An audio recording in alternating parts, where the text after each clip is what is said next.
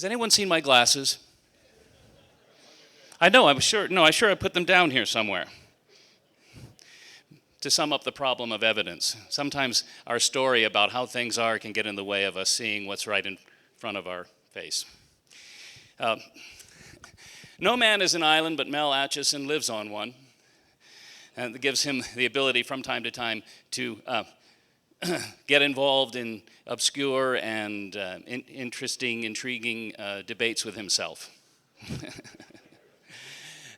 We're glad that he shares his insights with us and has been doing so for over 15 years as part of the electric universe. He's a constant contributor to our Thunderbolts Picture of the Day.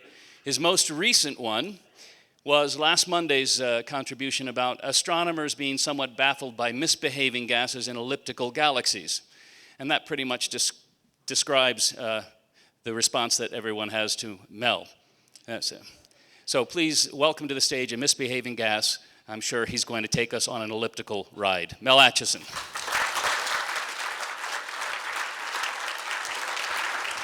What is evidence? Is it facts? Is it data? Is it sensations in our nerves? Is it what someone wrote in a peer-reviewed paper? Is it what your friend read on the internet?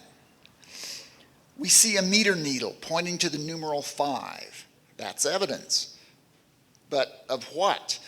With the theory of electromagnetism, we can say the voltage drop across that resistor is 5 volts. Now that's a fact.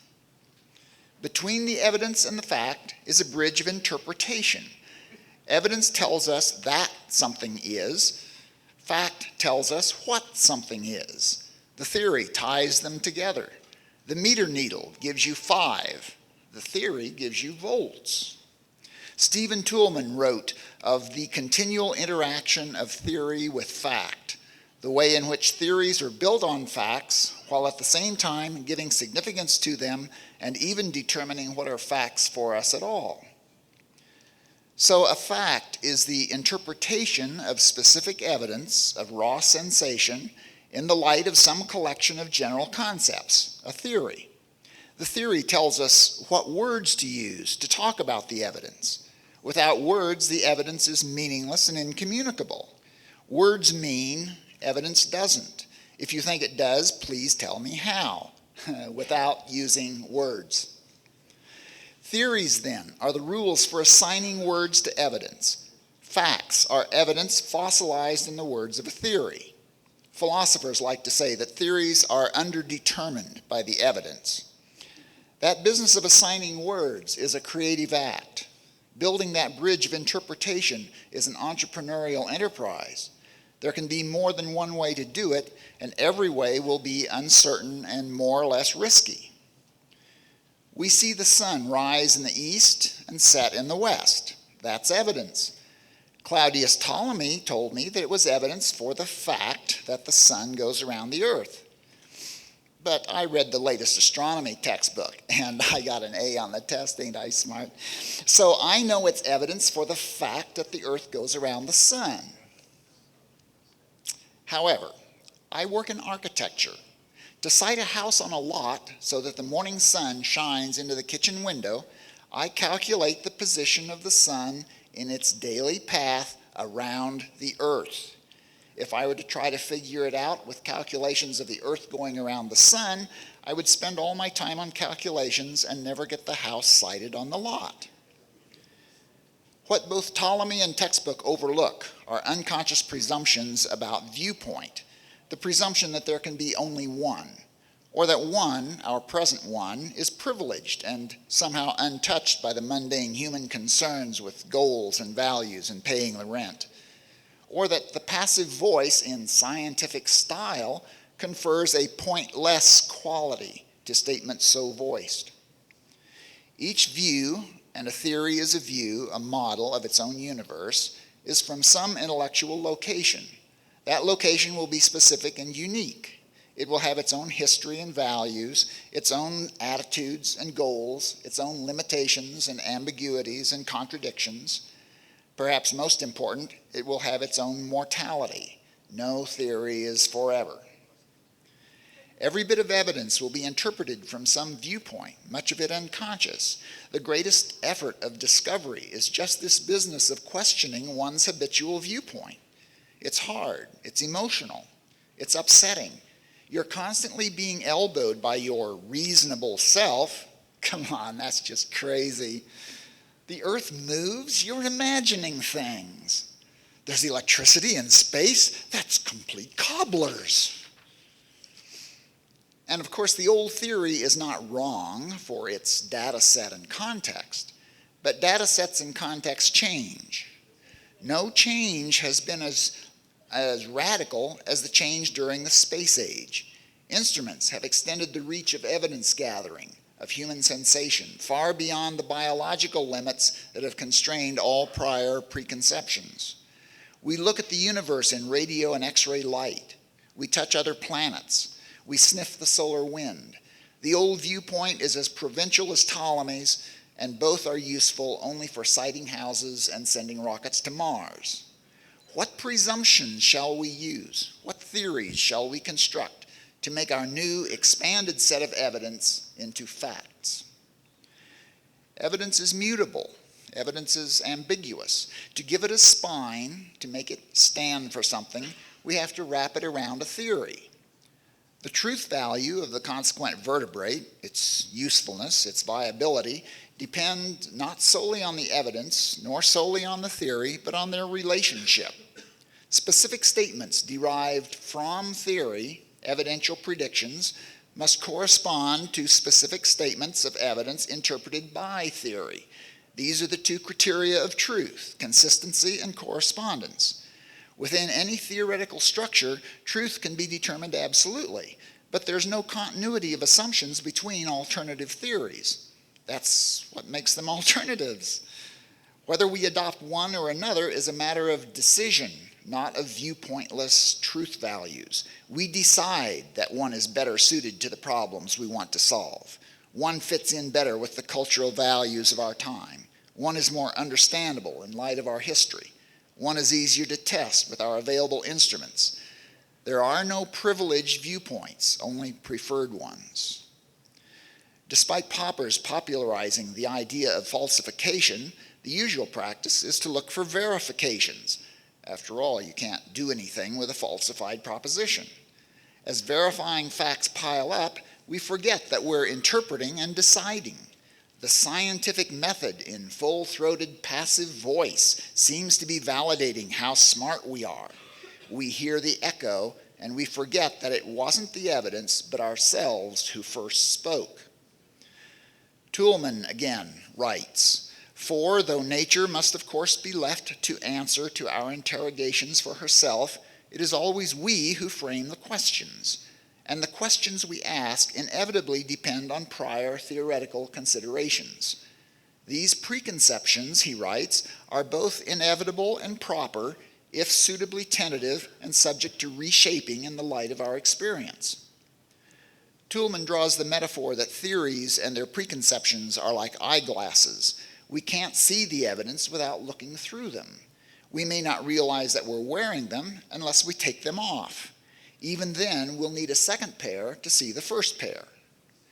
This indicates the danger of consensus science. With only one pair of glasses, only one set of preconceptions for everyone, we overlook the glasses and imagine that we have perfect vision. We lose the suitably tentative attitude for reshaping preconceptions and become hidebound in sclerotic dogma. The old familiar facts become rituals. We presume that we occupy a privileged viewpoint. We stop learning new ideas. We stop discovering new perspectives. To keep science alive, we need more than one viewpoint. To keep up with the changes that science itself generates, we need to look at those changes in a variety of ways. Between the evidence and the facts, we need to pause and ask ourselves, what else could it be? Thank you.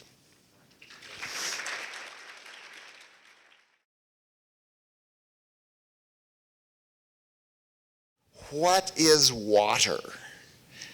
A chemist's first thought is to reduce the question to atoms of hydrogen and oxygen bonded in a specific pattern. So, Is every H and every O and every H2O identical? Are they interchangeable? Or is that an assumption, an artifact of being unable to see their faces? Will any two H's bond with any O? Or do they need to get acquainted first, maybe go out on a few dates? We can't see atoms. Atoms is a concept we use to make sense of a selection of observations, and it's a small selection. We have a few indirect measurements of weight and collision cross-sections and valences, but we haven't tasted an atom, or smelled one, or felt its texture, or heard it cry when we squeeze it. In contrast, we have a large number of sensory experiences of, say, apples, which gives us great confidence in thinking we know what an apple is. We have even more sensory experiences of professors, so much that we can name individuals, Jerry and Bill and Don. Atom, by comparison, is closer to being merely a marker for our ignorance. We visualize atoms as little marbles, but they might be more like little pine cones or little mushrooms. How would we know? Consider a larger scale, a bacterium. Is every E. coli identical, interchangeable, or do they have little bacterial personalities, such that this one wiggles and that one squirms? Do they fight over food? Do they stop to play? Do they have a Miley Cyrus who twerks? Larger still, fruit flies. We see a lot of variation in fruit flies. Is that just because they're closer to our size? We can see that some have striped wings and some have solid color wings. Some have smooth bodies and some are hairy. Some have big eyes. Are they also myopic? Should we equip them with tiny prescription glasses? I was raised on a farm. Each cow had her own name, her own markings, her own personality. My city cousin would look at the herd in the pasture and see only identical, interchangeable animals. I could name each one because I was familiar with each one. What if we could become familiar with individual molecules of water? Would we choose to drink Jerry and to swim with Don? Now consider a larger scale. Mars is little and red and has craters. Saturn is big and has a ring and bands of clouds. But step outside tonight and look up at the stars. Which one is Mars? Which one is Saturn? How different would they both look if we could see the plasma cells around them? Without looking at the labels on the bottles, can you distinguish the Evian water from the Fiji water? How about galaxies? If I point out M31, you might be able to see a faint fuzzy patch between a couple of faint stars. If I tell you it's a lot like the Milky Way, you'll have to take my word for it. In fact, I'm taking my own word for it because I can't smell or taste or feel or hear it either. I can't view the Milky Way from M31's perspective. It's an artist's impression. It's more concept than sensation. If you were paddling your kayak in the surf, could you tell if the water was Atlantic or Pacific? Are you really all that familiar with water that you can say with confidence what it is? Look at what we're doing at each of these scales. For each thing, we're selecting, largely unconsciously, particular sensory impressions, data, and particular conceptual inspirations, theories. And we're judging the mix to be a unity. To make all those mixes stick together, we, meaning especially physicists and chemists, usually assume that the larger scale ones are built up from the smaller scale ones. There's no necessity to do so, and we sometimes have to shoehorn the little ones into the big ones and ignore some of the data and theories. Nature tends to be ambiguous, or at least our attempts to put it into words are ambiguous. We could just as well go in the other direction. The little ones are broken down from the big ones. The little ones are pieces, often dead pieces, of the big ones. Instead of thinking that the universe is a lot of little bits that are glued together into the one big thing, we could think of it as the one big thing that we can examine with ever-shrinking tunnel vision. We'd then be aware that the tunnel vision, specialization, is overlooking large pieces of connecting tissue. Specialization is useful, it's just not the only door to understanding, and we should be cognizant of its limitations. In fact, one of the popular topics to emerge in recent years is the idea of emergence, the idea that large complex systems, read unities, exhibit properties that don't appear at any of the smaller scales. Does the water in the Evian bottle have individualized properties that are different from those of the Fiji water?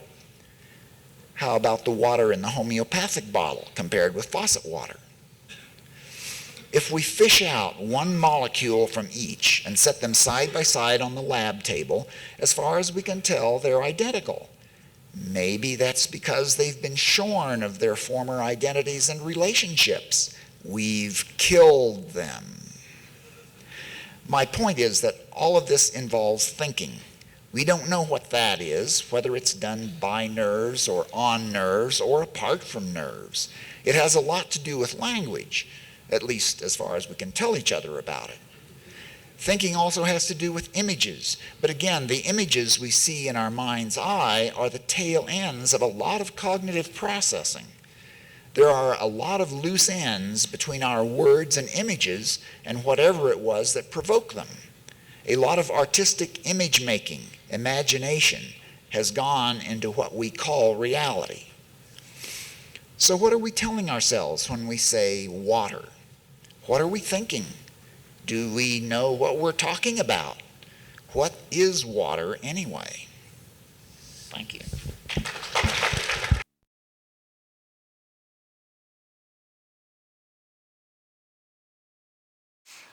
The universe we see today is not the same one that our grandfathers saw. We see it in all the wavelengths of the spectrum, not just in visible light. We can touch other planets and the edge of the solar system and the spaces in between, not just the few feet above and below the surface of the Earth. We can leave footprints on the moon and grind rocks on Mars and shoot bullets at comets. These technology-enhanced perceptions are different from the perceptions of our grandfathers, but we're still trying to understand these new perceptions with the names our grandfathers used. Like the first European explorers in Australia, we're looking at a platypus and calling it a beaver. The galaxies we see are not the same galaxies that our grandfathers saw. The stars we see are not the same stars that our grandfathers saw. The planets and comets we see are not the same planets and comets that our grandfathers saw. The empty spaces between them are no longer empty. The things we have to talk about no longer fit their names. The language of nature has changed, but science is still speaking the old tongue. The new universe is populated with things for which our grandfathers had no name. We need Adam to stand again before the Lord and name these new things. We need a new lexicon. We need a new ontology. Plasma is not an ionized gas. An electron is not a particle with momentum. A star is not a nuclear furnace. A galaxy is not a gravitational aggregation of mass. We pace the halls in our tower of scientific babble and don't know what we're talking about. Plasma is a set of electromagnetic behaviors that can appear in any state, in solids and liquids as well as in gases. An electron in space may well be a current carrier in a circuit. A star might better be called a plasmoid in a pinch, and the psychological connotations could lead to physiological insights. Galaxies seem to be God's joke on Isaac Newton. They don't obey gravity, as astronomers' inventions of dark things tacitly admits. Plasma is more complex than gravity. There are many more possibilities. Gravity is tinker toys, plasma is architecture. Gravity has only attraction to work with. Collapse and collision are the extent of its repertoire. To get anything to move the other way, it must resort to a ballistic response of a small fraction of the energy of a collision. Plasma has both attraction and repulsion at its disposal. Even the attraction comes in two flavors, pulling toward a center, like gravity, but also pulling toward an axis, like a Birkeland current or a ring current. In addition, plasma inducts and transmits energy, it spins things, it sorts constituents, and it grows instabilities. Gravity usually operates under conditions of equilibrium and continuity. Plasma usually operates under conditions that are far from equilibrium and often discontinuous. Think of the three modes of discharge: dark, glow, and arc, with the electrical parameters jumping between them. As Hannes Alfvén, the father of plasma cosmology, wrote, plasma is not well suited for mathematically elegant theories.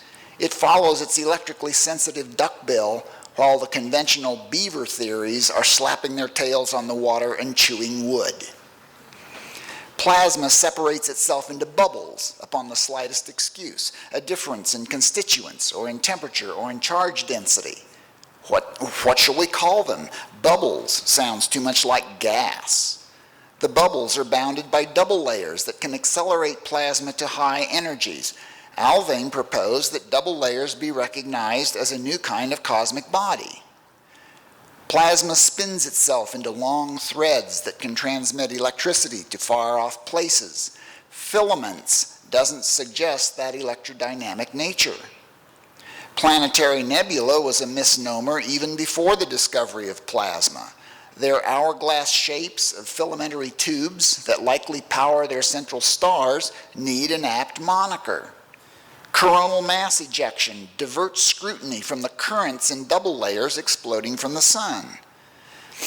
Sprite fails to suggest the electrical connection to space. Earthquake is blind to the lights, radiation, and other electrical phenomena associated with temblors.